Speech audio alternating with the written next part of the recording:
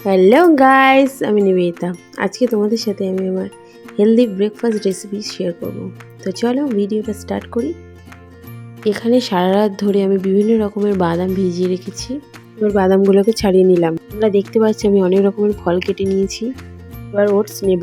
এখন আমি মিক্সির মধ্যে একে একে সব রকমের বাদামগুলোকে দিয়ে দেব। এটা খেতে কিন্তু খুব টেস্টি হয়, আর সকালের হেলদি ব্রেকফাস্টের জন্য এটা পারফেক্ট একটা রেসিপি। এরপর কেটে রাখা ফলগুলোকে আমি একে একে দিয়ে দেব। এবার একটু ওটস নিয়ে নিলাম। এবার এর মধ্যে আমি একটু দুধ অ্যাড করে দেব।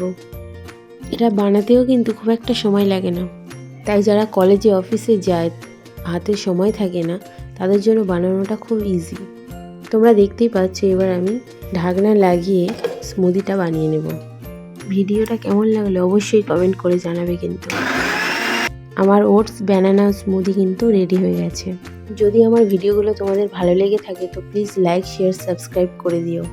এবার আমি একটা কাঁচের গ্লাসের মধ্যে এটাকে ঢেলে নেব, আর এর মধ্যে আমি কোচানো আলমন্ড, বাদাম আর বেদানা দিয়ে দেব। তাহলে দেখা হচ্ছে নেক্সট ভিডিওতে। বাই।